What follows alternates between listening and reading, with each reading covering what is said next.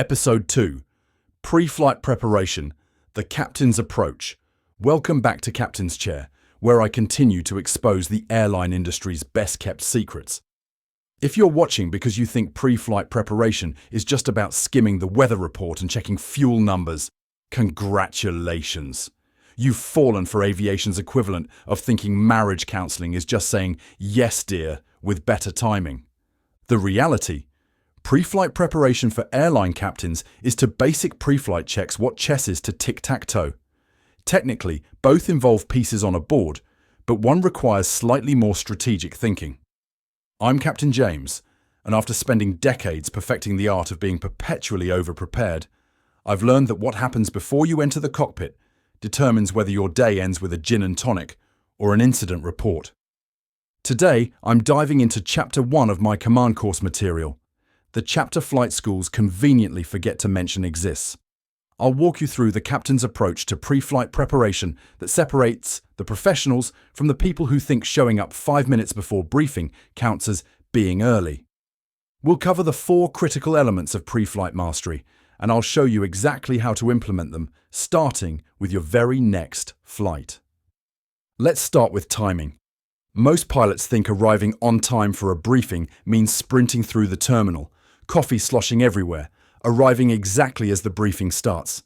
Essentially the aviation equivalent of that student who always walks in just as the professor calls attendance.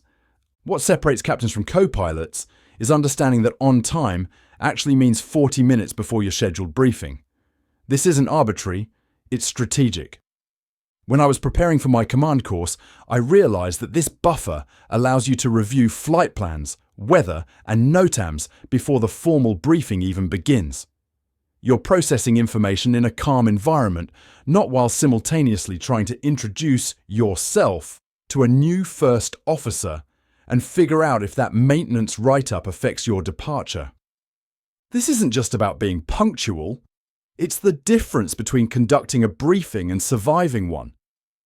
I once watched a captain arrive just in time for briefing during the height of typhoon season in Hong Kong. He spent the entire briefing looking like a man trying to solve a Rubik's Cube while riding a unicycle. Meanwhile, his first officer, who'd been there for 45 minutes, was calmly suggesting alternate routing options like he was choosing items from a menu. The difference was painfully obvious to everyone, except apparently the captain's watch. But arriving early is just the foundation. What really separates commanding officers from glorified bus drivers is their use of a structured pre-flight template, something flight schools treat with all the importance of an optional reading assignment. Most pilots approach pre-flight preparation like they're browsing social media, skimming the highlights, focusing on what catches their attention, and completely missing critical details buried in the fine print. In my command course, I emphasize using a comprehensive pre-flight template that forces active engagement with every critical element.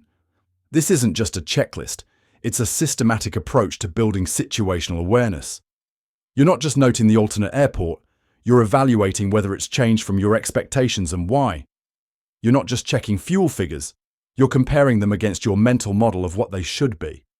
It's like the difference between skimming a restaurant menu and being the head chef who knows every ingredient in every dish. Both involve looking at the same information, but one approach leaves you woefully unprepared when someone asks about food allergies. I once had a first officer who prided himself on his efficient pre-flight preparation. During a particularly challenging diversion, he looked at me with the expression of someone who just realized they'd been studying for the wrong exam all semester. His efficiency suddenly seemed less impressive when he couldn't recall basic details about our alternate airport. But even with early arrival and a structured template, you're still vulnerable to the silent killer of situational awareness. Distractions. And flight operations rooms are to distractions what candy stores are to sugar.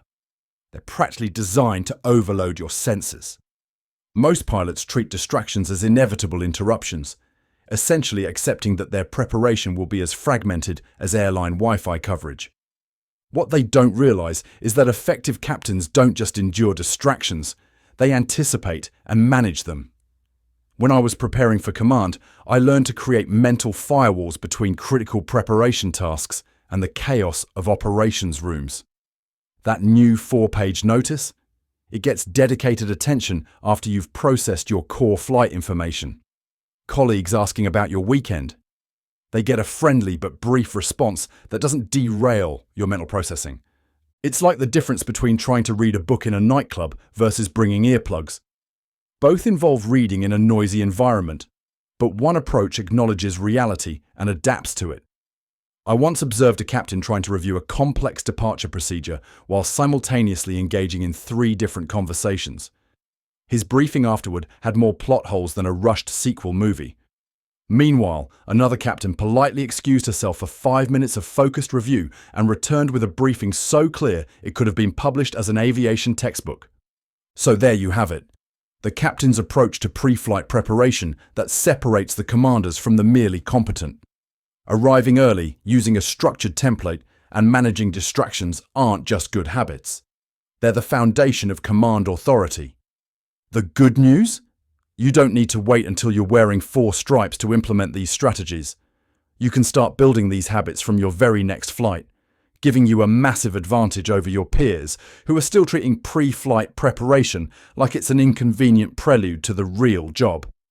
If this episode saved you from the shock of discovering that proper pre-flight preparation is to basic pre-flight checks what brain surgery is to applying a band-aid, hit subscribe and join me next week when we dive into abnormal operations and decision-making models, or as I like to call it, how to make career-defining decisions while everyone is looking at you expectantly and the warning lights won't stop blinking.